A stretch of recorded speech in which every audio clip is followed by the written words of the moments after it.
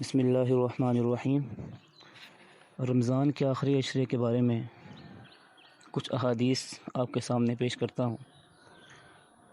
حضرت عائشہ صدیقہ رضی اللہ عنہ فرماتی ہیں کہ رسول اللہ صلی اللہ علیہ وسلم رمضان میں اپنی عبادات کو بڑھا دیا کرتے تھے، اور بالخصوص آخری عشرے میں یعنی آخری 10 دن میں اعتکاف فرمایا کرتے تھے اور اپنی عبادات میں اضافہ کر دیا کرتے تھے، راتوں کو قیام کیا کرتے تھے، اور فرماتے تھے کہ رمضان کی جو آخری عشرہ ہے اس کی طاق راتوں میں شب قدر کو تلاش کرو۔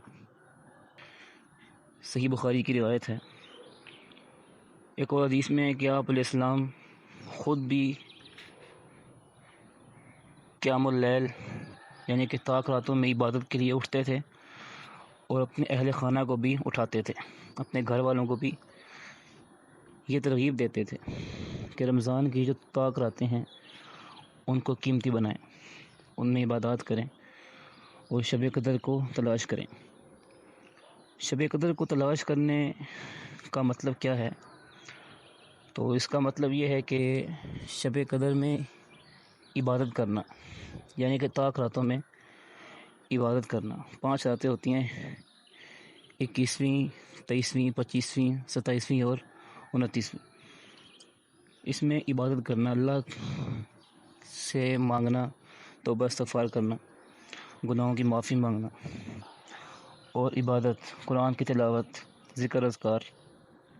تو شب قدر کو تلاش کرنے سے مراد یہ ہے کہ جاگنا، رات کو جس قدر جاگ سکیں، اگر ممکن ہو تو پوری رات جاگ لیں، کیونکہ سال میں ایک دفعہ ایسا موقع آتا ہے، جس طرح حدیث میں آتا ہے کہ وہ شخص برباد ہو جائے کہ جو رمضان کا مہینہ پائے اور اپنی مغفرت نہ کروا سکے۔ حضرت جبرائیل نے یہ دعا کی اور آپ صلی اللہ علیہ وسلم نے آمین کہا۔ تو رمضان کا آخری عشرہ جو ہوتا ہے، ہر چیز کا جو اختتام ہوتا ہے اس کا اعتبار ہوتا ہے، وہ اچھا ہونا چاہیے۔ انما الاعمال بالخواتیم، خاتمہ جو ہے نا وہ اچھا ہونا چاہیے۔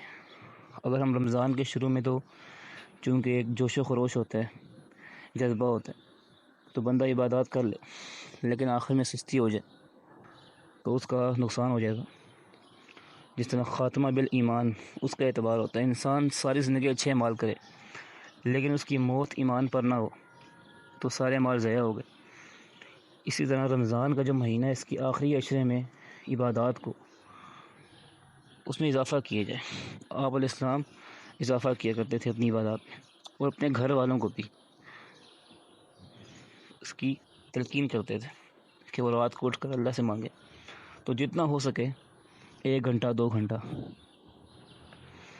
جاگا جائے، عبادت کی جائے، دعا و استغفار کیا جائے، ذکر و اذکار کیے جائیں طاق راتوں میں۔ تو جو 5 راتوں میں جاگ لے گا تو گویا اس کو شب قدر مل گئی، تو اس کا اہتمام کیا جائے۔ اور جس طرح حدیث میں آتا ہے کہ آپ علیہ السلام اپنی کمر کس لیتے تھے آخری عشرے میں، یعنی بستر کو چھوڑ دیتے تھے بالکل، اور بالکل جائے نماز کے اوپر عبادات، وظائف، اذکار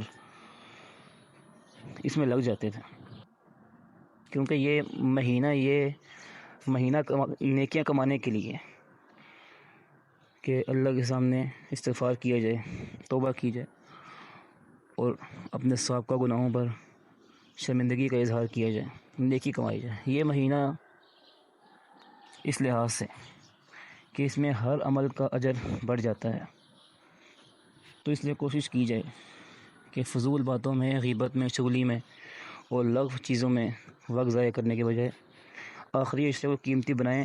بالخصوص جو طاق راتیں ہیں 5، ان کو قیمتی بنایا جائے، اپنے اعمال کو، اپنی عبادات کو بڑھایا جائے۔ اللہ تعالیٰ ہمیں رمضان کی قدر کرنے کی، اس کو قیمتی بنانے کی توفیق عطا فرمائے۔ وما علینا الا البلاغ۔